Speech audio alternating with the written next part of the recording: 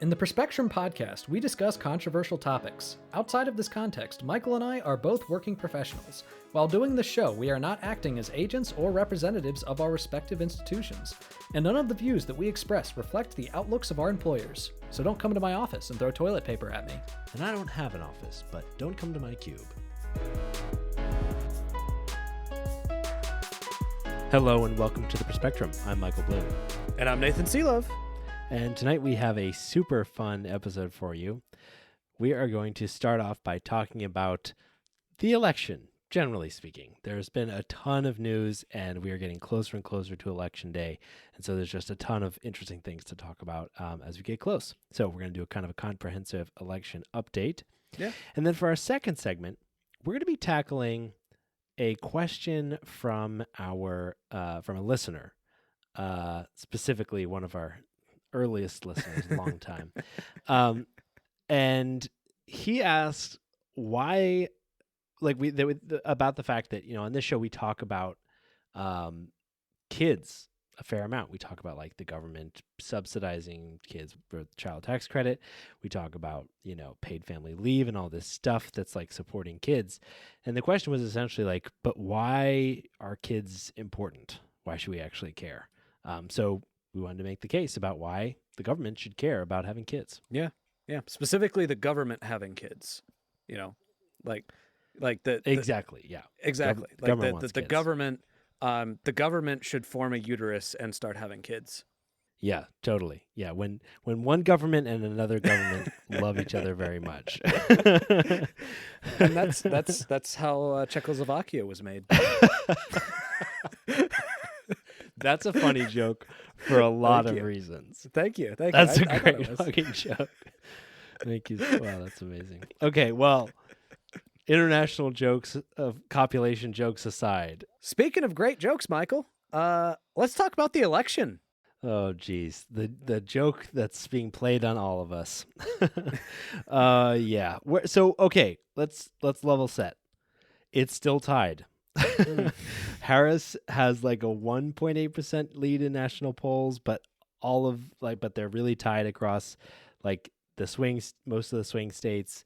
So, when you look at the models, The Economist, the 538 model, they all have Trump up just a little bit, but essentially it's pretty much a tied race at this point, which is crazy considering some of the stuff we're about to talk about. Yeah. I just like to throw out there how fucking bullshit the Electoral College is. There are 7 states that matter. 7 fucking states. And the candidates are actually adjusting their policies based on what is going to be more popular in each of those 7 states. The only reason why Harris is now in favor of fracking is because fracking is popular in Pennsylvania. It is such a bullshit system. All right. The idea, the arguments that people have made in the past of oh, well, if you get rid of the Electoral College, then they're only going to be campaigning in a few parts of the country. Motherfucker, that's what they already do. That's what already happens. Are you kidding me? Yeah, and at least then they'll campaign in the places where, the people live instead of fucking, Nebraska. Yeah. It's such a bullshit system. Anyway, I just wanted to throw that out there. So what story do you want to start with, Michael? Good. Yeah, let's start a little bit on early voting. Okay. Just to kind of level set. Things have been kind of crazy on early voting. So as of yesterday, early voting topped 20 million ballots submitted, with 2.4 million early votes cast in in California, and more than 1 million ballots cast across Georgia, Florida, North Carolina, Michigan, Virginia, Pennsylvania, and Texas. So some pretty a cross section of red, purple, and swing states, all seeing a pretty record early voting numbers. Yeah, and early voting, remember, that benefits Democrats because tends to. 4 years ago, Donald Trump decided to tell all of his supporters, hey, you know how I'm running for an election? I want you to limit the number of ways you can vote for me. Yeah. Yes. Yeah, but even Trump supporters He's been like starting to talk a little bit on podcasts about people should go to the polls for in-person early voting. And so even registered Republicans have been showing up in record numbers relative to previous years, like specifically for in-person early voting. So like in Nevada, and to your point, in years past, Democrats have like, typically gotten really robust and like early voting numbers and blown Republicans out of the water. This year, 6,000 more Republicans as of this past Tuesday have voted early in Nevada than Democrats. So, yeah. So like, I think you're right. It is clearly still a benefit to Democrats to have early voting. It's like a more popular option for Democrats, and it may or may not signal like more overall Democratic enthusiasm. But that 20 million ballots is not all Democrats, that's for sure. It's not, but overall, I've seen numbers that have been as much as like they favor Harris 2-1. Yeah. Which is pretty damn impressive. Now, I will say I'm not entirely sure how they got that number, because like you don't really count the votes. Yeah, so, I think I think that analysis is more so based on the types of areas in which these ballots are coming from. But yeah, and I think they do know the registration of the people that are casting their ballots. I believe they do know that. So if they just assume, but that not it everybody's splits registered. along That's the party other thing. registration lines. Yeah. Yeah, not everybody. Not Yeah. everybody's registered with a party though. Like that's the other thing to keep in mind. Another important data point that actually reinforces my prediction from last week, which is that Harris is still going to win this election. According to an Emerson College poll, within the last month, voters who have made up their minds, specifically in the last month, have broken for Harris 60-36. Wow, that is fucking awesome. So to put that in familiar terms, if we think that people that are just now making up their minds are the independent or undecided voters, which are the tiebreakers of this election, like aside from getting your base out, which is like, I think the stakes are pretty clear. The bases are coming out. Like those are the people that are going to decide the election. So breaking 2-1 Harris is like, that is awesome. Yeah. Now, the previous month they broke for Trump, but it was only 52-48. But this month... And that's a shift in the right direction, too. Just that trend. Yeah. Yeah. And the thing is, with how razor thin the margin of polls are right now on the swing states, if there was a 1-point shift, Harris would win easily. If there was a 2-point shift, Harris would win in a landslide. Yeah. In the polls, so if they're underestimating Democrats. Now, of course, that also goes the other way. If they're underestimating Republicans by 1 point, Trump wins. Yeah, totally. It really is. We're in a super unpredictable time. Yeah. And so it's it's difficult to predict, but early signs are somewhat promising. We'll see how it all turns out. Yeah. One of the things that's also encouraging about this is that the Harris campaign is way better funded at this point than the Trump campaign. And that's including when you account for the PACs and the associated organizations that are supporting each campaign. So Harris's main campaign committee, Harris for President, raised $222 million in September. And spent rounding up to $270 million in that same month. So obviously, they're in this last stretch of the election, they're spending more than they're raising. But still, the idea that you're raising over $200 million in a single month at this point in the election is pretty crazy. And Harris headed into October, so started the month, with $188 million in cash on hand, according to the FEC. While the Trump campaign, they raised $63 million. Yeah, $63 million versus Harris's $222 million, and ended the month with $120 million in cash on hand. again versus Harris's 188 million. And in total, last month, Trump's campaign spent 78 million, again versus Harris's 270 million. So obviously, like, just money is not going to be the thing that makes the big difference here, but the Harris campaign is taking in and spending a lot more money. Yeah. Yeah, this fact is kind of crazy. Harris's campaign raised $1 billion in less than 3 months since the start of her campaign, which is fucking nuts. So what you're telling me is that the Harris campaign is more of a billionaire than Donald Trump is.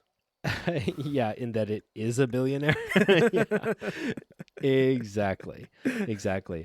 And then when you look at PACs as well, the Harris PACs are better funded. So Harris's like Victory Fund, which is a like a big dollar donations fundraising fund, raised $633 million in the third quarter, so the last 3 months. And this is 4 times the $145 million that the GOP counterpart raised during that same period. So that's fucking crazy. Yeah. And the other thing about Trump's money, which I think is really important here, is that like Harris, we know that she set records for not only like early donations when she first entered the race, but also the number of donors. Whereas for Trump, he's being he has like a wide, like, you know, obviously there are normal people that support Trump, but a tremendous amount of his funding is coming from billionaires and people that, despite all their money, only have one vote. Now they're literally paying people to vote, but we'll get to that. But basically, 3 billionaires, Musk, Adelson, and then Richard Uihlein, donated $220 million in total to all of like different organizations associated with supporting Trump. $220 million from just 3 people. Fucking crazy. Party of the working class. Party of the working class, for sure. Like a dude that literally brags about illegally firing striking workers. Mm-hmm. Yeah. Exactly. And where that money is going, I think, is really interesting. So obviously, I think we've been hearing a lot about like the non-traditional media that both Trump and Harris have been doing. So like a lot of podcasts. I think Trump is scheduled now to go on Joe Rogan's podcast, which is the largest podcast in the US. Harris, I think, there's also been some rumors and talks that she might be scheduled to go on that podcast as well, which is really interesting. But it's also interesting to note like where these campaigns are now spending all their money.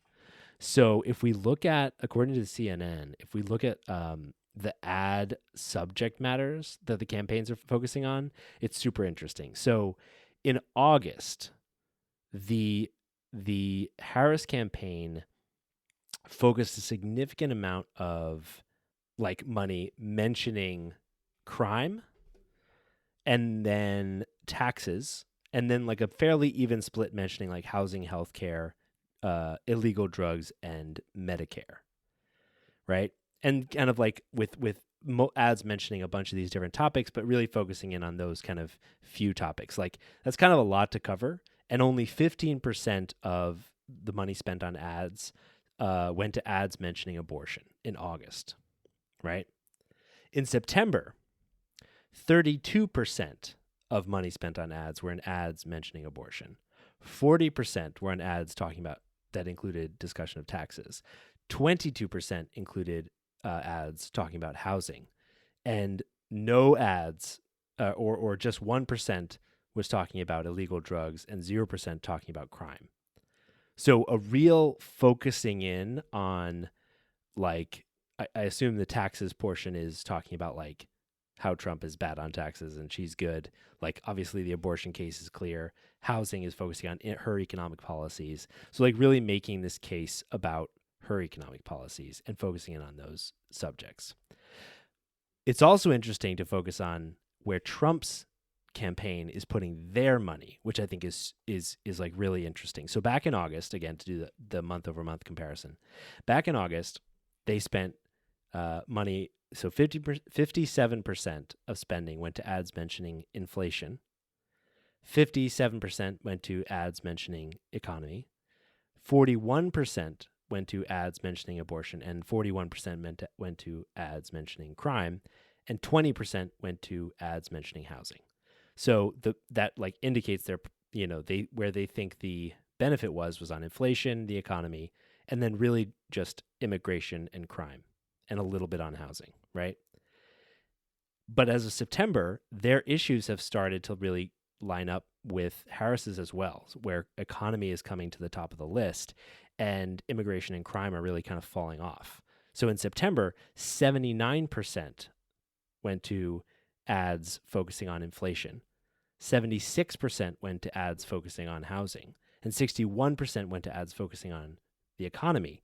And none of the Trump ad spend went to ads focusing on immigration and crime. So even though Trump is still talking about these things, the campaign ads and the campaign spending and the organization is focusing on the economy. And so it's really interesting that we're seeing both campaigns coalesce their focus on different aspects of the economy, with Harris also incorporating the winning issue of abortion in a lot of her ad spend. Yeah. Which I think that's a smart tactic. Yeah. She needs to be doing an economically populist message. And, in the past, we've talked about, like, don't get bogged down on culture war issues. Abortion is one of those culture war issues that you should get bogged down on. Like, if you are a Democrat right now, you should absolutely be talking about that. You should absolutely be hitting that home, because that is very much a winning issue right now. So focusing on housing, I wish that she would focus some on healthcare, but she doesn't really have a healthcare plan. Like, I wish she would have a healthcare plan, but but her housing policy is good, her taxing policy is good, and the thing is, her inflation fighting, like her inflation fighting strategies, like the whole thing on price gouging, that's something that she needs to talk more about. Because when she was talking about that, it was forcing Trump to then come out and be like, "Oh, well, she's a communist. She wants to fight against price gouging." And it's like, dude, you fucking idiot! Like, she just baited you into being pro price gouging. Like, you just baited the entire Republican Party into being pro price gouging. So keep saying that shit so you bait them into that. Yeah, totally. And given that there's really no head-to-head competition on inflation here. Like, Harris's campaign is just not talking about, like, prices, at least not in their ad spend. And the Trump campaign is talking about inflation, which means that it's a point that the Trump campaign can make with no counterpoint from the Harris campaign, despite them having an actual plan to try to address it. Yeah. So let's talk about some weird ass stories that have happened. Oh my gosh! You already alluded to one of them. Let's talk about bribing people to register to vote. Yeah. Like, holy shit! That's a crazy one. Okay, which, so, like, okay, guys, like, when I first heard that, I was like, okay, I mean, it's registering to vote, right? It's not voting. It's not voting for a particular candidate. It's registering to vote.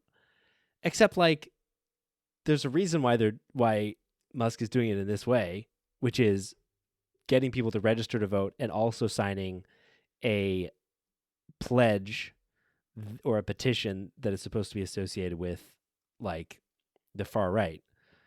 It's because you get people to, vote disproportionately in your political direction. And there's a reason why that's illegal. Yeah. Which, by the way, I would just encourage people, sign the petition. Yeah, get your money, man. Get your money. Like, just sign the fucking petition. And the thing is, so specifically, for those of you that are unfamiliar with this, there is a petition that Elon Musk has created specifically that is about affirming support for free speech and the right to bear arms. Um, And what he is saying is that if you live in a swing state, and you are registered to vote, that's a requirement, and you are registered to vote, and you sign this petition, then you will be eligible to get $1 million from Elon Musk, and he will be writing a check every single day until the election for $1 million for someone who is randomly selected. So basically being part of a lottery. Now, here's the thing. Yeah. Being part of a lottery is considered a thing of monetary value. It is considered, it could be considered a form of bribery. It is illegal to offer people money to vote or to register to vote. So because of the fact that you have to be registered to vote in order to apply for this, it is bribery. It is completely fucking illegal. Yeah. Yeah, which means go get some. Go get some. Exactly. Like, get bribed. Yeah. Like, yeah, I think this. Yeah, go this get story is bribed so and then vote for interesting. Harris. You know? Yeah, it's so funny because it's like fucking a petition to support the Constitution. Only one of the candidates that's currently running for president is actively advocating for policies that are, I don't know, against like specific articles and amendments in the Constitution. Yeah.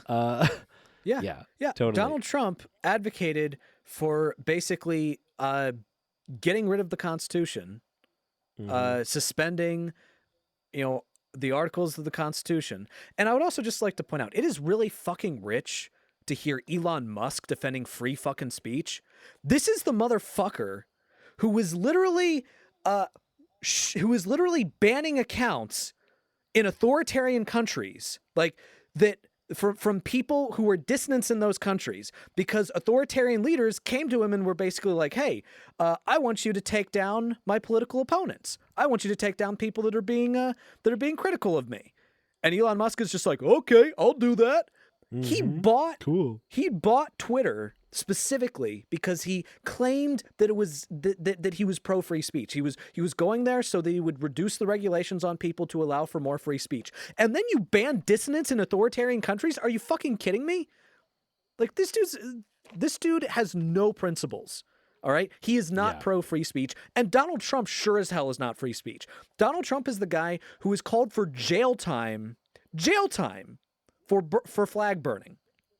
All right? Yeah, that is something that the Supreme Court has affirmed. And conservatives on the Supreme Court have affirmed that is a form of free speech. All right? This is a guy that has called for jailing protesters. This is a guy that called for, if you are an immigrant who is critical of Israel, then you should be deported. Like, they are not pro free speech. The idea that they are pro free speech is the biggest lie in this entire election cycle. And there are some pretty big lies in this election cycle. Yeah, no kidding. I thought AOC's response to this particular thing was great. She said, quote, "You have a billionaire just dangling $1 million to those of us, and many of us who are struggling to make ends meet. If they dance for him, they'll get $1 million." Yeah, just like I think it's such a good way to contrast, especially given this fact. Just like a quick eat the rich fact for you all. So, this raffle launched on the 21st, 18 days before the election. So he'll presumably give out $18 million, assuming that he includes the day of the election. $18 million for Elon Musk is the equivalent of an average American donating $77 to the American election. So this is not a lot of money for this guy. Eat the rich is right. Yeah, exactly. Oh my God. Okay. Oh my God. Oh, that hurts. Oh, that hurts. Oh, I'm gonna throw up. Oh my God. Yep, totally. Yeah. So don't our think system him. is so broken. Yeah, don't think him too much. He's donating like 8 Big Macs to people if they go register to vote. Oh my God. Speaking of Big Macs. Oh boy. Trump finally earned his working man bona fides. It's funny. I know that this joke has already been done to death, but I'm just gonna I'm just gonna beat this dead horse one more time. Dude comes walking into McDonald's. He's like, "Hey, I've always wanted to work at McDonald's. Give him that job. Give him that job. Let him work at McDonald's. All right. Let him do that job. All right. I'm fine with it. I'm fine with that. Just let him work at McDonald's. All right. He's like, That's the job he should be doing. You guys have a lot of ketchup, but where's the steak? Apparently, at one so point, if you haven't heard about this, apparently at one point he was talking about how he was surprised that people didn't physically reach in and like touch the fries and like grab the fries from the fryer and put them in the boxes. It's like you thought that people were reaching in to like boiling hot grease. he's like, the immigrants have very strong hands. Their skin is very strong. Oh my god. Yeah. This so guy has if never you cooked haven't a meal in heard, his life. this guy went to Pennsylvania and shut down a McDonald's so that he could do a photo op and a video thing of him making fries, so that his little stunt could, get him on equal footing with Kamala Harris in terms of being just a normal middle-class Joe who's worked at McDonald's. Yeah. So there's like pictures of him and video of him, like, learning how to use the fryer and like in like an apron with his like suit and serving up some fries. And honestly, like, as funny and like just like absolute attention begging as this is, this doesn't bother me at all. Like, come on. It doesn't like, bother me. It's just funny. I feel like, I mean, what I think what bothers me is the intention behind it, because he's Yes. basically been going around saying that Harris lied about the fact that she worked at McDonald's. And he's like, look, I'm going to Yeah. do this so that I can prove that I've worked at McDonald's more than she has. And the thing is, his supporters, or rather the customers, were pre-screened supporters who, by the way, apparently when they ordered their food, he just ignored the order and just gave them whatever he happened to cook, whatever he happened to make. like well, he's not going to get employee of the month. It's his first day, Nathan. So like what bothers me is the fact that he's using this as this stunt to make people think that he is for the working class. But while he was at this event, he was asked, "Hey, do you support raising the minimum wage?" Which raising the minimum wage is going to, very much help people who work at McDonald's. Mm-hmm. All right. That is, people that work at McDonald's are going to be some of the biggest benefactors of a raising of minimum wage. And he didn't answer it. And you know why he didn't answer it? Because he knows that raising the minimum wage is popular and he doesn't want to do it. He doesn't want to raise the minimum wage because he doesn't give a shit about the working class. Yep. That's what bothers me about this. That's fair. I just really appreciate that he can really roll up his sleeves and get his hands dirty by just grabbing fries straight from the fryer. They should have just let him do it. Like he said, like, "Oh, I always thought just let him do it." The Trump campaign tragically ends when his tiny hands were burned to the bone by fryer juice. Well, there wasn't much to burn anyway. Yeah, exactly. People barely noticed. Are these cracklins? Okay, let's keep going. What else? So here's a fun one. Trump was at a rally the other day, and normally his rallies are long and boring, but at this particular one, he just decided to like play like music. He like kept requesting songs like YMCA and Ave Maria and all these songs, and was just like swaying on stage for like 45 minutes. Really proving Harris's point that he's kind of a doddering old fool at this point. And it turns out there were a bunch of people that passed out. There were like 2 or 3 people that passed out. And each time that happened, he had them play Ave Maria again. Mm-hmm. Which it's kind of funny, actually. I mean, I don't know. This is one of those things where it's not one of the things that pisses me off about him. It's just, God, this guy is so weird. He's just such a buffoon. Yeah, he's so weird. Yep. Yeah, let's talk about the next weirdest thing, Michael. So as Michael, I'm sure you know, I am definitely an avid fan of golf. You knew Oh, that about yes, me, of right? course. Yeah. Oh yeah, Um, you're a big golf lover. yeah. Not actually playing it specifically, though. Like Mm. I've never actually played golf. But I'm specifically a fan of the of the body parts involving famous golfers. Like that's something that that is top of mind for me every time I go out anywhere. Like I'm just thinking Hmm. about various different body parts of golfers. Dude, I think you're thinking of a golf porn.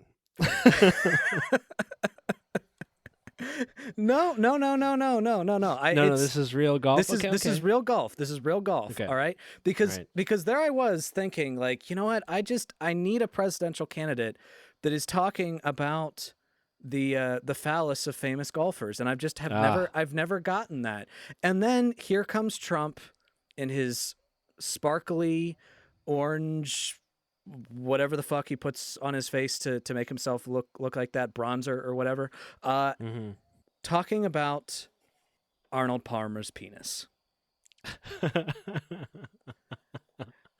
And God, I only just we were thought joking. I have waited my entire life for this. All right. I've waited my entire life for this. Um so so he said, quote, "This man was strong and tough, and I refused to say it, but when he took showers with the other pros, they came out there, they said, 'Oh my god, that's unbelievable.' I had to say it." This guy's running for That's president. And this wasn't like privately. This wasn't like No, at a dinner. No. This was at like a huge fucking rally where he's vamping for hours or whatever. And yeah, that's just running for president. Yeah. These are Again, the issues, guys. A dead golfer's penis. yeah.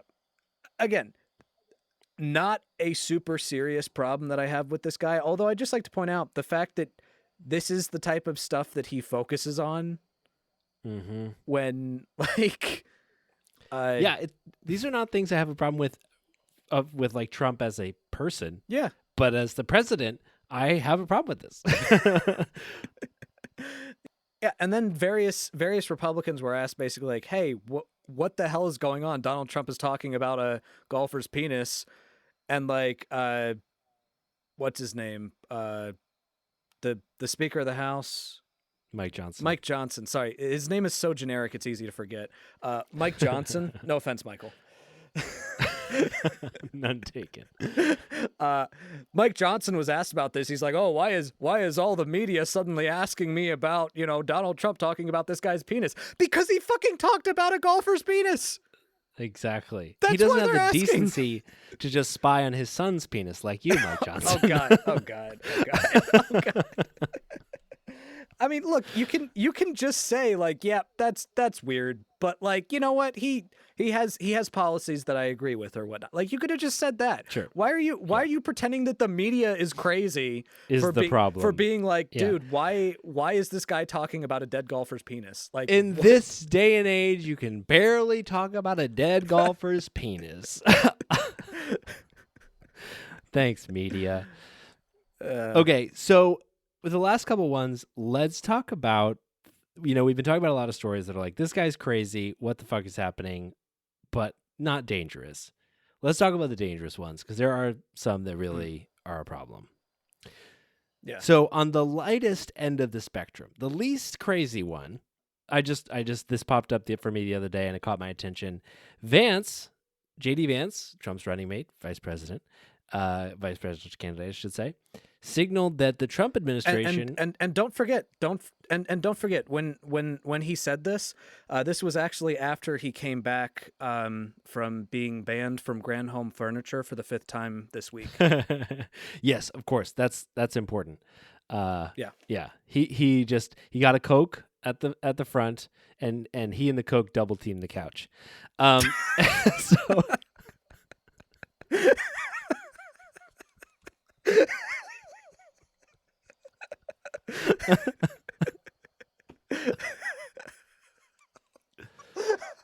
Oh God, I don't want to picture that.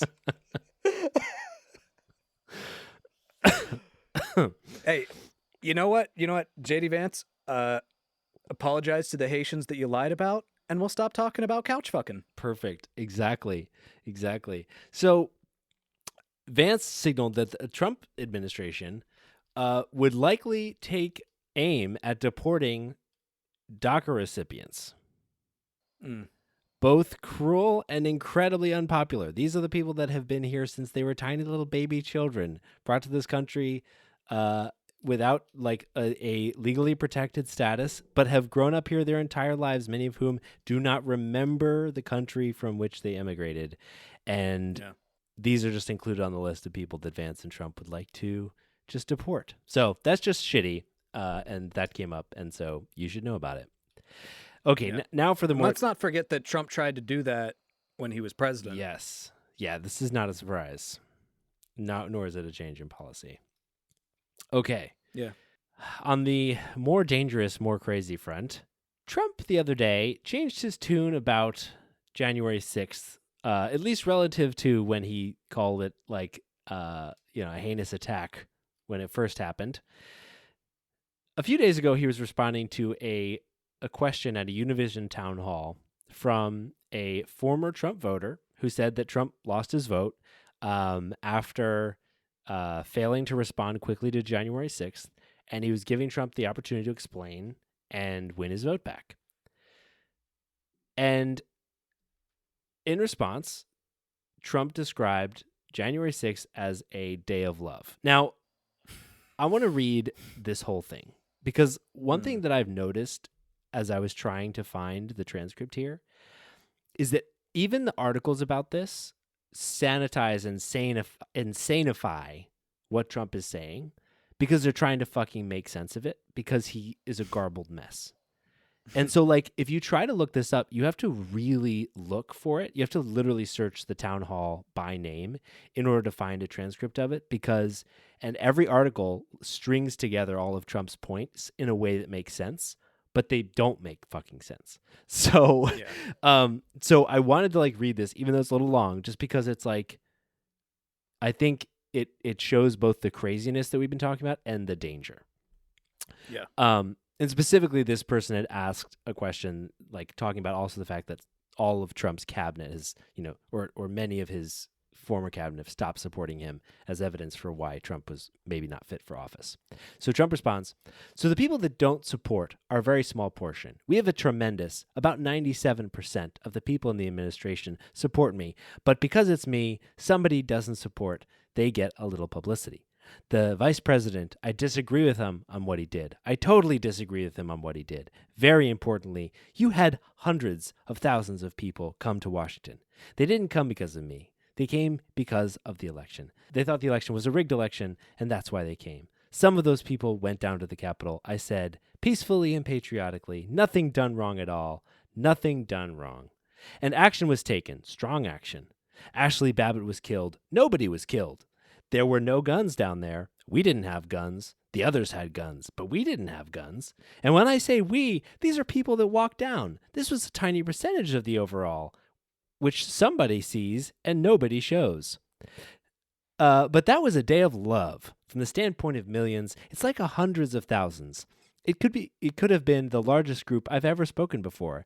They asked me to speak. I went and I spoke, and I used the term peacefully and periodically. If you look at the Democrats, what they say, you look at Maxine Waters and you look at Hillary Clinton, and you look at what they say, and they don't put that on.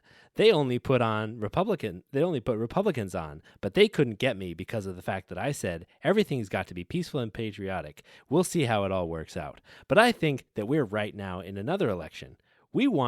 All I want is honest elections. I'm willing to take any chance. I want honest elections. We need borders, and we need honest elections. And if we don't have either of those, that's it. Wow.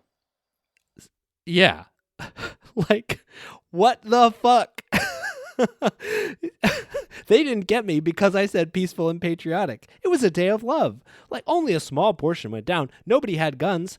even though they did have guns, and we know from the January 6th investigation that Trump knew that they had guns, but wasn't worried because they weren't coming for him. They were literally coming to attack and potentially kill his vice president. They were hunting Nancy Pelosi and other Democrats in the House. Somebody took a shit on Nancy Pelosi's desk, and I think well over 100 people, including many police officers, were injured as part of this thing. But it was just a total day of love in this totally sane, normal thing that this totally fucking crazy person said. Yeah. Also, a cop fucking died. Like, nobody died. Then he immediately says, like... he said Ashley Babbitt was killed. Nobody was killed immediately after. Yeah, a cop was killed. Yeah. Like, a cop died later because of injuries sustained. Yeah. And there were even some suicides. There were 4 suicides in the days and months after the riot, by the way. Yeah. From cops that had done this. Look, I'm not saying that cops needed to use more force, but these people were these were insurrectionists. Yeah. These were violent insurrectionists that were storming a government building. Mm-hmm. All right. It is shocking that only one of them was shot. To be clear, I'm not saying that I'm not saying I want that to happen. I'm not saying that should have happened. I'm glad that this wasn't more deadly than it could have been. Mm-hmm. But these people were storming a government building. Yeah, exactly. With fucking weapons. There were literally pipe bombs and guns and then a bunch of other stuff used as weapons. Yeah. Like, it's... I wonder if Trump earned that vote back after that answer. Not judging by the video I saw of the guy's face as he was getting this response, which both made no sense and also just really just denied, just gaslit the whole thing. Yeah. Crazy. Absolutely crazy. Yeah. Which definitely fits with the last story that I wanted to make sure to talk about, which is recently John Kelly, who is Donald Trump's former White House chief of staff and retired Marine general, did a live recorded interview with the New York Times. And towards the beginning of this interview, he was asked point blank if Donald Trump is a fascist. And his response was, quote, "Well, looking at the definition of fascism, it's a far-right, authoritarian, ultra-nationalist political ideology and movement characterized by a dictatorial leader, centralized autocracy, militarism, forcible suppression of opposition, and belief in natural social hierarchy. So certainly, in my experience, those are the kinds of things that he thinks would work better in terms of running America. Certainly, the former president is in the far-right area. He's certainly an authoritarian, admires people who are dictators. He has said that. So he certainly falls into the general definition of a fascist for sure." Mm. Yeah. He also, in the interview, confirmed previous reports that Trump repeatedly talked about admiring Hitler, and that he commented more than once that, Hitler did some good things. It's not hyperbolic to call this guy a fascist. No, his own really chief of staff called him a fascist. And now it's time for a more lighthearted segment, Tips for Good. So Nathan, why do we do Tips for Good every week? Well, Michael, we do Tips for Good every week because I promise you, kid, I'll give so much more than I get, but I just haven't met you yet. Wow. You think that's about a baby? That's how I always interpreted it. Oh, that's so nice. And I actually when we were going through IVF, I would listen to that song a lot and think, hey, my future kid. Like I would think of my future kid while I would do that. And the reason I'm saying I decided to use that one is because the last segment ended on kind of a downer. Yeah, that's fair. And I feel like kids, which we're also going to prove this in the next segment, make the world a better place, Oh, perfect. Yeah, we are going to prove that. That's for sure. Well, maybe we should just do that then. Make the world a better place? Yeah, let's try it. Yeah, fuck it. Let's do that. Go for it. Yeah, absolutely. So, what is our tip for good this week? Our tip for good this week is make a plan to vote. That and a You've plan probably heard this 1,000 times. 1,000 times, but it can't be overstated. And a plan includes knowing where, knowing when, knowing who, especially as we think about, obviously the top of the ticket. You've heard a lot about those folks, but as you go down your ballot, you may hear less and less about the folks down ballot. And in many states, you won't have like a D or an R next to some candidates, because they don't list that for some candidates. So look these people up.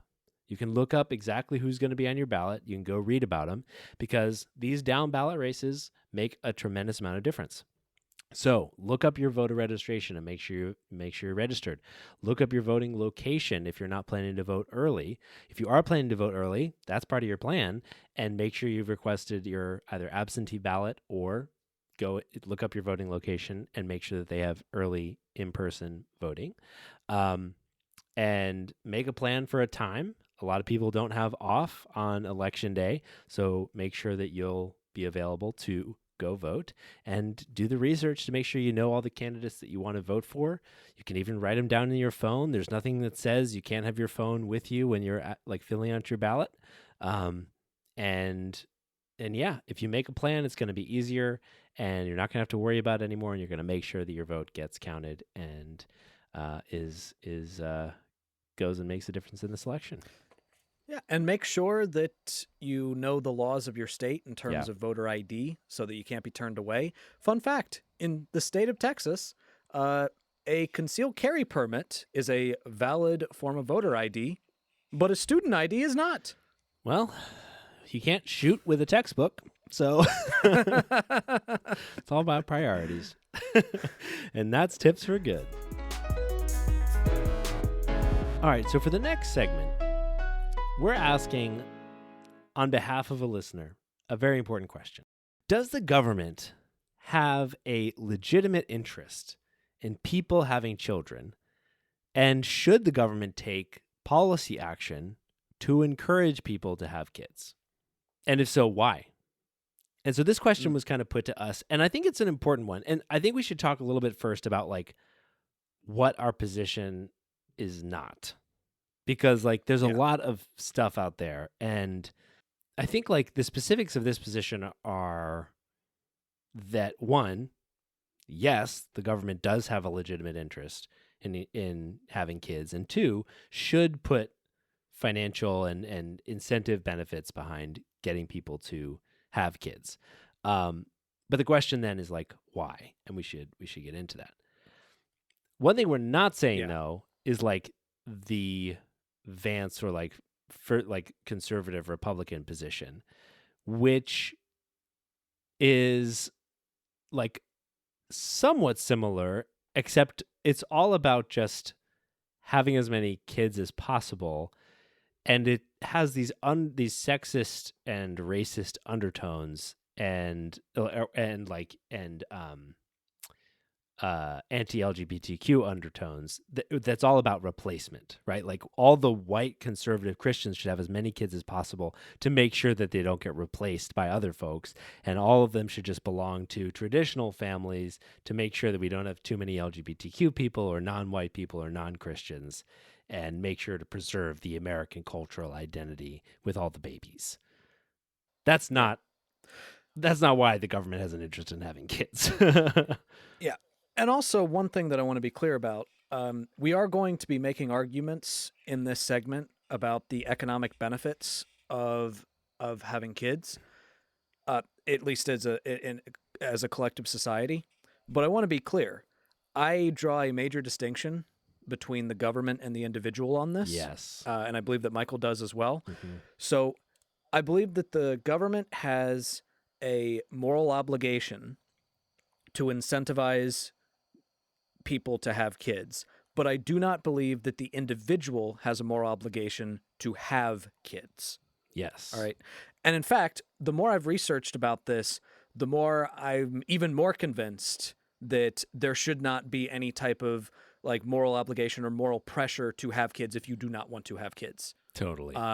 That in fact it is actually quite detrimental to try to encourage more people to have kids who do not want to have kids. Like the people Yeah. that ideally the kids that you should be having should be coming from families who want to have kids, and ideally kids that were planned. Now, I want to be clear that that doesn't mean that if a kid is not planned, that that reflects on your moral character or anything. However, I do think that the government does have some type of incentive to try to find ways to make sure that not only do people want to have kids, but people are able to have kids in a way that is planned and prepared for. Yeah, totally. Prepared for, supported, where kids can be fed, clothed, well educated, all this stuff. Because, I mean, for me, my position is not pro-child per se. And therefore, it's kind of like neutral on anybody's individual opinion on kids. Yeah. It's actually like pro human, like human adult, but also, but like we haven't yet figured out a way to develop adults without children. And so like really like kids are a critical and important step, and taking care of kids and enabling good parenting and taking care of parents to enable good parenting and all of this stuff is really just a means to the end of having a really like effective, productive, happy, healthy society, which requires having healthy, happy, effective adults, and kids are the way we get that. Yeah, exactly. Yeah. So I want to start out by kind of steel manning the opposition, because we like to do that on the show. So, the potential reasons why it might actually be a bad thing to encourage people to have kids. First off, there is the intuitive argument. The intuitive argument is that the more people that you have, the more resources are being strained globally. All right. The more possibility you have for natural habitats being destroyed because you gotta make room for more people. The more likely you are to have water shortages. Increasing carbon footprint, exacerbating global warming, using more non-renewable resources, increasing pollution, decreasing food supply, putting more strain on public goods, public resources. And the thing is, there is absolutely some evidence to suggest that large uncontrolled growth in population can actually be quite detrimental and put massive strain on areas both economically and just health wise, because you have less resources to take care of the health of specific places. And I'm actually not going to switch over to my arguments against that by saying here's why that's bullshit this time, because some of those are actually those aren't bullshit. Those are legitimate concerns. However, all of those are concerns that can be addressed in order to make it so that the benefits of having kids are actually we're actually able to reap the rewards of those. So one important point to make is that as it stands, the biggest place where there is a massive explosion in population growth is sub-Saharan Africa. And part of why that has been difficult in places like sub-Saharan Africa is, for several reasons. For one thing, it happens alongside the fact that there's less access to healthcare resources. Number two, it often happens in cultures where there is less bodily autonomy for women, which is another thing that we'll definitely get back to. And it happens in places where there are shortage of various resources such as water. All right. However, it is generally agreed upon by economists that when we're talking about developed countries that do have relatively decent bodily autonomy for women, that do have a relatively robust system of programs that can help that can help make sure that the child is able to be raised not in poverty, not in dire straits. That not only is it economically beneficial to have kids, but it is actually economically detrimental to have a significant reduction in kids. Mm-hmm. Yeah, exactly. And like when it comes to overpopulation, I think like people, to Nathan's point, like often we think about overpopulation in, you know, certain places. But the thing about like people, just like water, is really it's not that you necessarily have too much or too little of it worldwide. It's about where the people are. And like yeah, and to Nathan's point about like what kinds of services and support exist for them. And when it comes, and to Nathan's point, when it comes to population changes, the important thing is that it's not true dramatic, and ideally that it is sustained growth, which we'll get into in a little bit. But like in terms of like the concern for overpopulation in like developed nations like the US, so the US currently has a net agricultural export, just if we think about overpopulation in terms of like food, right? A net agricultural export of 25% of the physical volume of agricultural goods, right?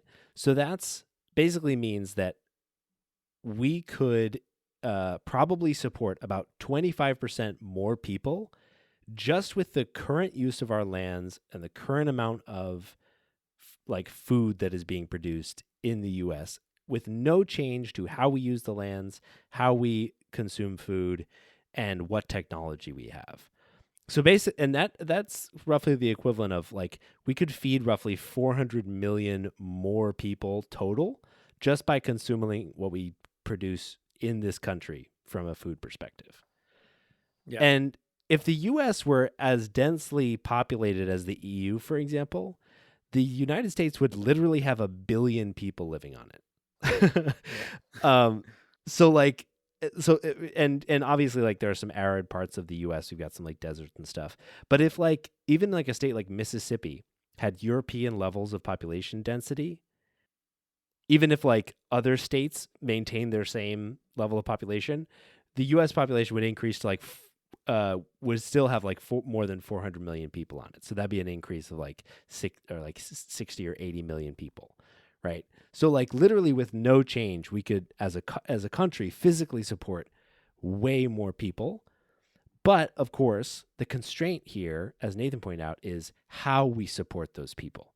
And often that's about the distribution of goods, about where we invest the government's dollars in infrastructure, and of course, like making people's lives good and stuff like that. So it's about where we put that money rather than like whether it's physically possible to support a larger population than we have today.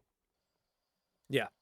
And one thing that's also important to note is that concerns over a strain on resources doesn't take into account the fact that when it comes to gross domestic product and even the development of more food, more goods, there tends to be an increase in efficiency. Yeah. With a higher population when we are talking about developed countries. Like not as much when we're talking about developing countries, but when we're talking about developed countries, and this is economics help did a really interesting like sort of comprehensive breakdown of the pros and cons of having kids. And one of the things that they point out is that in the turn of the 19th century, Thomas Malthus claimed he predicted that there would be a major famine due to population growth that would be coming like very soon. However, it didn't pan out specifically because there was a massive increase in the efficiency of technology in producing food. Yeah. in producing food, in producing resources, in creating goods. And what Yeah, we also totally. see in terms of gross domestic product is there is an increase in per capita income. Not just GDP. If we're talking about GDP as it in proportion to population growth, that's that's not really beneficial. But if we're talking about an increase in per capita GDP, then that is beneficial. Mm-hmm. And it actually has been shown that increases in population in developed countries have resulted in increases in GDP per capita. Yeah. And on top of that, it is important to note that when you have a massive decrease in the number of births in a given year or a given time period, what that means is that in about 18 years, when the people born in that time period are working aged, or 18, 20, 30 years, whatever, Mm-hmm. that means that you are going to have a large number of of the elderly population Yeah. that need to be sustained by the working aged younger population. Yes.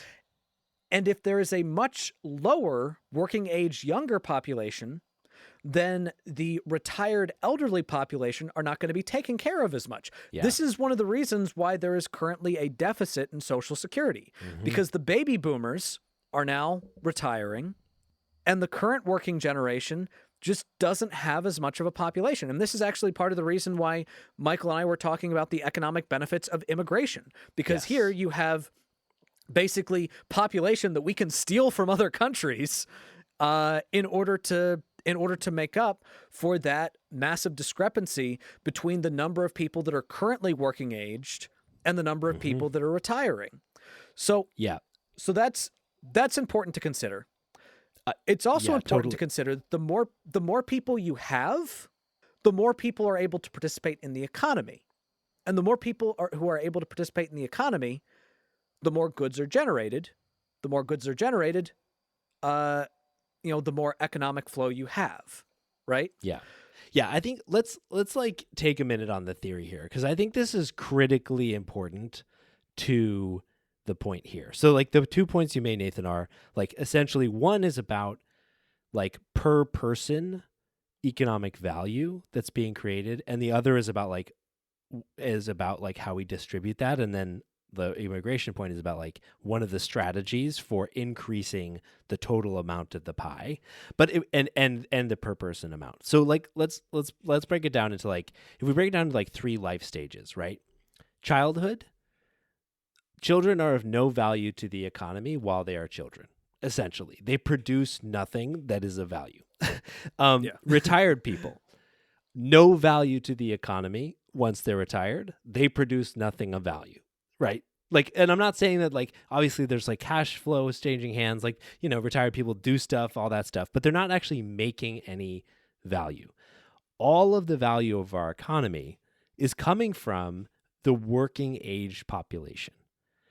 And so the ratio of the working age population to the non-working age population is critically important to the stability and the productivity of our economy. Because ultimately, if a person in the working age population is producing, 100 units, and that's got to be divided among one person who's also retired and then one child who are not producing anything. And that's where you get your per capita value produced by that person.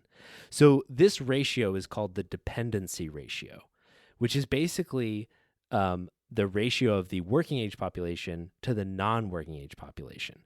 And so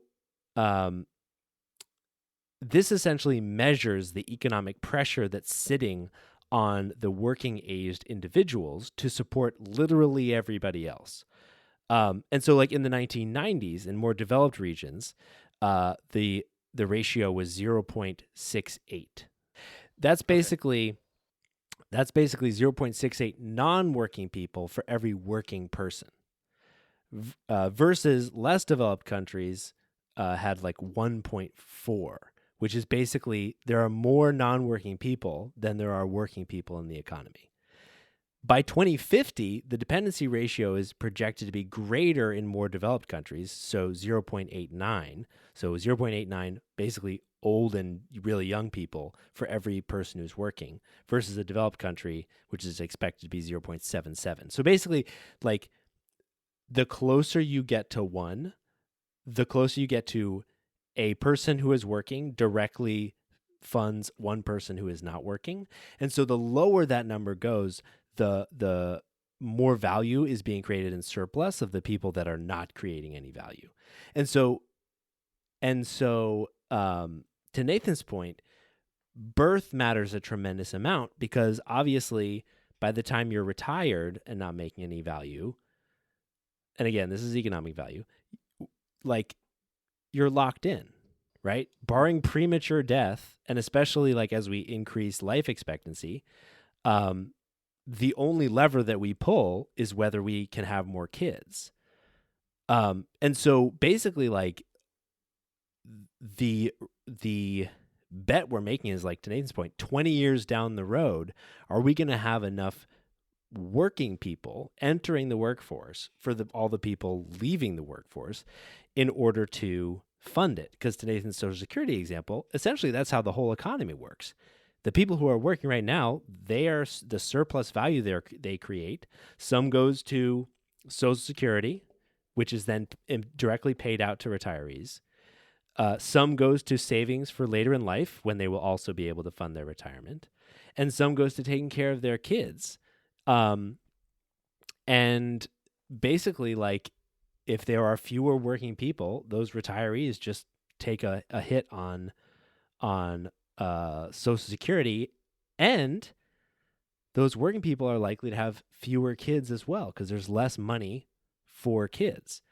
And so you can, as the working age person gets squeezed, you can pretty easily get into a situation where you're less and less able to afford to have both the elderly and the very young. And so you can, like, really start to get into this kind of inverted pyramid shape in population, where you have a vicious cycle of a smaller and smaller working age population supporting a less productive aging population. And it can really lead to economic shrinkage and ultimately collapse. And the only real lever we have is productivity, right? Having the working age people per person produce way more stuff, or kids. And the one that we know will work is kids. Yeah.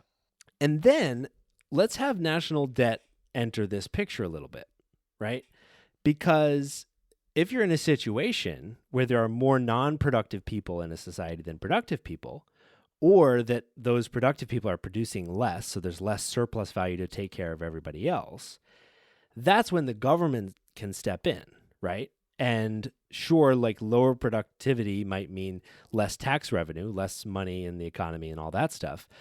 But unlike the rest of us, the government is theoretically immortal, right? And can take out really long-term, really large loans.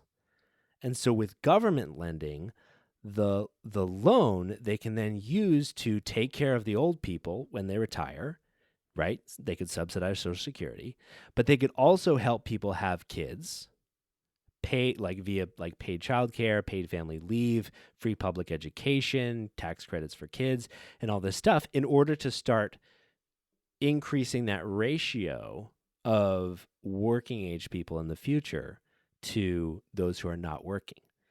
And ultimately, a loan is a bet on future value, right? Where when the government takes a loan, they're betting that there's going to be more money in the future to both pay off the loan plus the interest associated with it. And that only really makes sense if you then take that money and investing it in stuff that can help pay for the cost of borrowing that later. So ultimately, like, the way that we have to bet on growth is by putting that money in places where ultimately we can help people have kids, to help get the benefit of, to Nathan's point, the increased efficiency that we get with, like, larger scale populations, right? On, like, a tiny little town scale, if you've got 4 people, they might make a dirt road and pop tires all the time and all this stuff. If you got 1 million people, they're going to make an asphalt road or a small highway, and they're going to be able to like be much more efficient and waste less stuff just going about their day-to-day lives. So ultimately, like, that borrowing from the government perspective has to be a bet that partially is paid back by encouraging people to have kids. And if it's not, that's when we get into a really tricky, like, government fiscal perspective, like a situation where ultimately, like, we're not delivering the growth that we need to pay off those loans. So we're in a situation where the government has a direct financial interest, not only to grow our society and grow us economically, but like a direct financial interest in the benefits that come with having kids and having a large working age population. Yeah. And the last thing that I want to talk about on this is how do you reap those benefits that Michael and I are talking about. All right. Because that's another important aspect of this, because, you know, Michael was talking about how you have a problem when the proportion between the working population and the non-working population is out of whack. Right.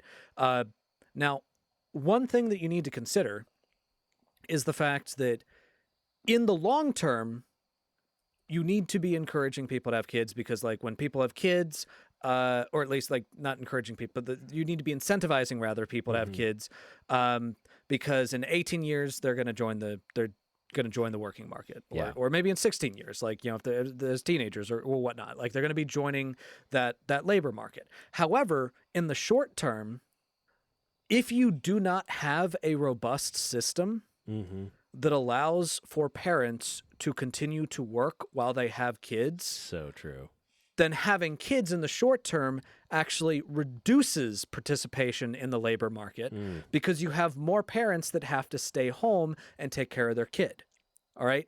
Which means they can't hold down jobs. Now, that fact right there is why it is absolutely fucking essential that you have paid parental leave. That is paid maternity leave. That is paid paternity leave. Yeah. That right there is also why, in order for the United States to reap the benefits of population growth, we also need to make sure that we are creating a system of universal pre-K. Yes. All right.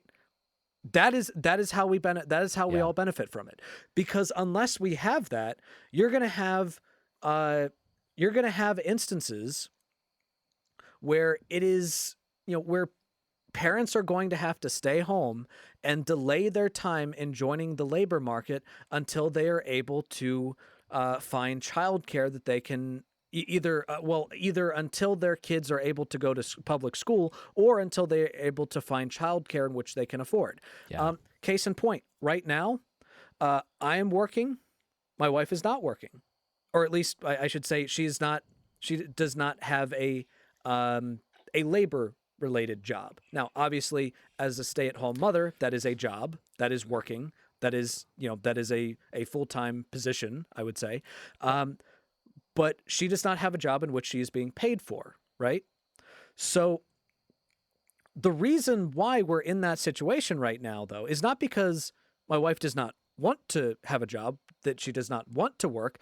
It is because we can't really afford childcare at this point. Like, we can't afford the massive price it takes for childcare. And what kind of puts us in a bit of a catch-22 is, like, we can't afford it until Jess has a job, but she can't have a job until we put her into childcare. Like, and it's this catch-22 that I'm sure that many parents can probably relate to, where once we are able to get her in somewhere for childcare, for daycare, we're basically going to have to be dipping into our savings for a while. Until my wife is able to get a job. And that right there, number one, it disincentivizes people to want to have kids in the first place. But number two, it makes it so that you have a reduction in participation in the labor force when people do have kids. Yeah. which means that you're not actually reaping the benefits as much as you could be. Yeah, dude, I'm getting tingly just like the old days on this show. That is what connects this whole thing together. Yeah. Like that is the linchpin. We're talking about, like, if you like talk to a fucking like fiscal conservative who is like, well, we can't do universal child care, universal pre-K, like child tax credit, paid family leave. We can't do all that because it's gonna cause the deficit to explode. Well, motherfucker, if we don't like enable people to be in the workforce, we're not going to get all the tax revenue to help us offset the deficit.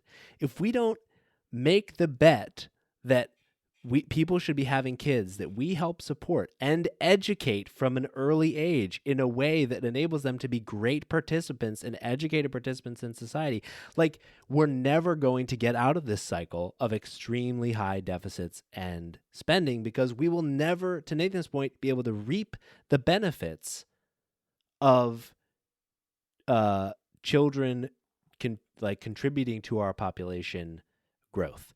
And we will also never be able to reap the tax benefits for our elderly folks into Social Security of people being in the workforce and directly funding their current retirement.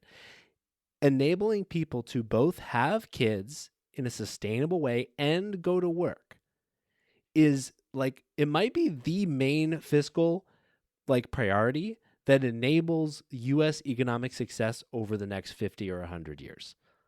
Yeah. Like, honestly, And it's the path. yeah. And when I was talking about bodily autonomy earlier, I mean, obviously I'm talking about bodily autonomy in terms of, access to abortion, in terms of access to contraception, because all of that is really important when Yeah. it comes to population growth being something that does actually add something to the economy. Yep. All right. Uncontrolled, because as I said, uncontrolled population growth, or population growth in which children are brought up into poverty, Yeah. that does not have as many overall economic benefits. Totally. And it's how we but- induce all the growing pains that people are complaining about, like overcrowded schools, bad teacher to student ratios, like kids not having care after school and just running around the streets and like joining gangs. Like, all the shit that Republicans are like bemoaning is actually because we're not enabling people to make the reproductive choices that they want and give them a good life to be able to support and sustain having kids. Yeah.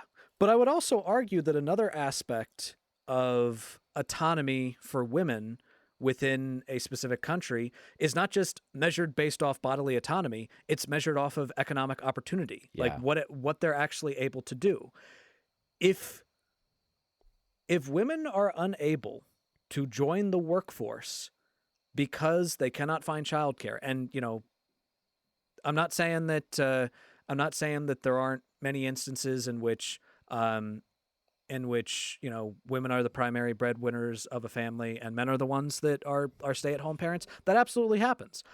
But it does disproportionately happen that women tends to be the primary caregiver, if there is a primary caregiver. That's just that is the current reality. But giving paid leave and giving universal childcare is a specific way of increasing that autonomy. Yeah. All right. So when we talk about the measurements of autonomy being directly related to economic growth, that is a major part of what we're talking about. Mm-hmm. Totally. The last point I want to make on this is the fact that steering the demographic ship, steering the population ship, is really difficult and really long term. And so we might be dead by the time we see the economic impacts of some of the choices being made now. Right? Like, Japan is a great case study. They are experiencing now the implications of having a short baby boom relative to other countries. It was only like 3 years long following World War II.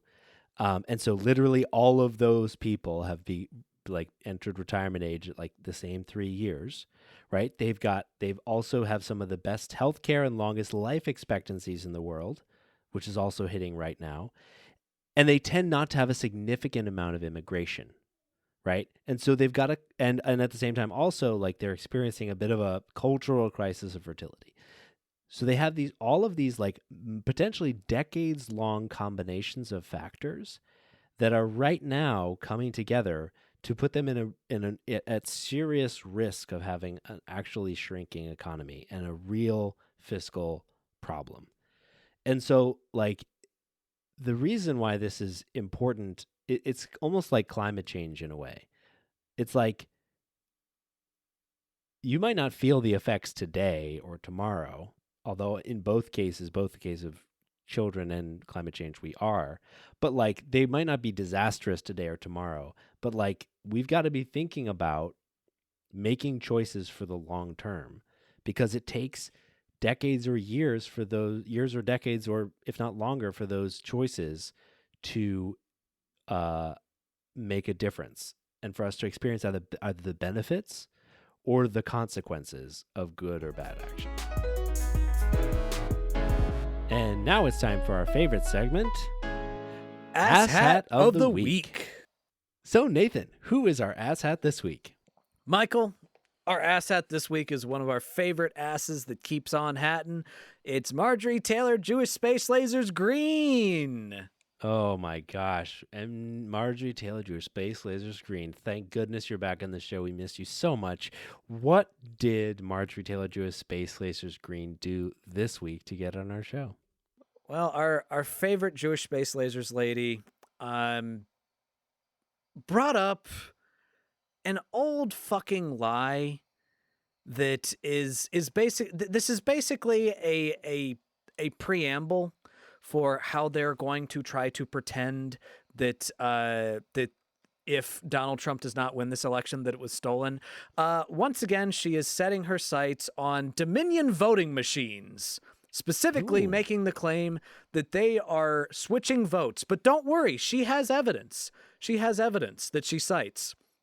In a tweet, she cited an anonymous social media post that claimed that a friend experienced an instance in which they put their paper ballot into a machine, or they selected things in a machine, and when it printed out the paper ballot, it had switched their votes, and they had to do it several times because because it just kept fucking up the vote.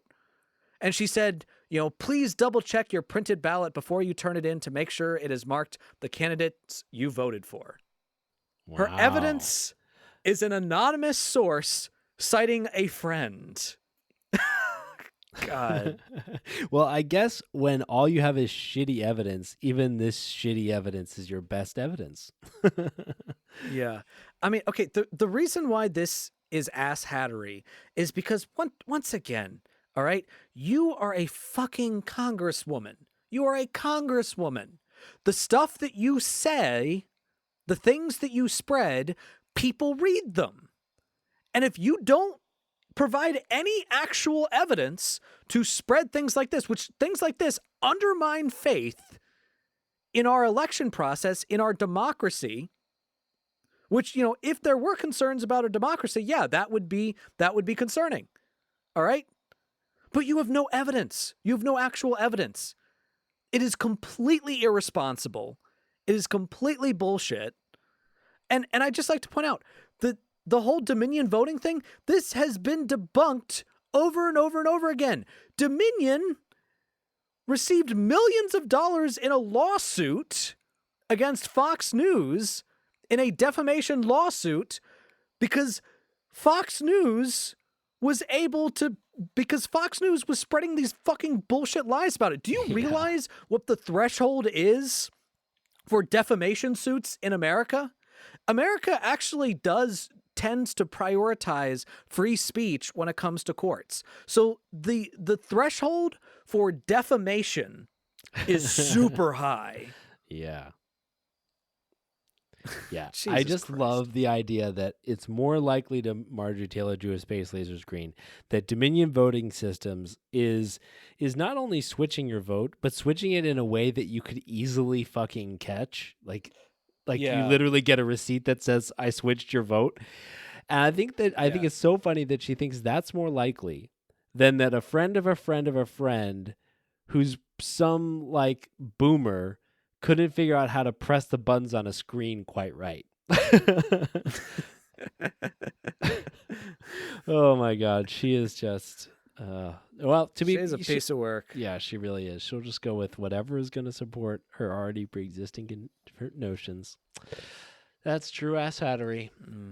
Well, congratulations to Marjorie Taylor, Jewish Space Laser Screen, for being our Ass hat of the week. And now we will end our show as we usually do with our highlights. So Nathan, what's your highlight this week? My highlight this week is the fact that this last weekend I was on fall break. And I think I might have already talked about that in my last one, but just to talk about it again, it was a great break.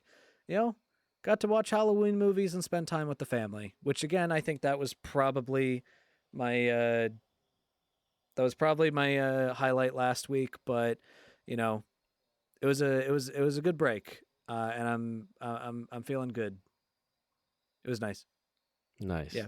That's awesome. What about you, Mike? What's your highlight? I'm so happy that Bria's home. She was traveling for a week for work, and she got home the day before yesterday, and it's just been so nice having her back. We had a nice, kind of fancy-ish dinner last night that I made, and got to celebrate her like being back home a bit, and it was just so wonderful. So yeah, that's it. Nice. And now we'll thank the amazing people that make this show possible. Thank you to our patrons, Jerry DeViller, Kyle Chaska, Taylor Bloom, Fade Out Scoop, and Tobias Janssen for all they do to make this show possible. And thank you to our amazing editor, Kayla, for all they do to put this show on the air. And thank you, dear listener, for listening to The Perspectrum. And you'll hear from us again next week.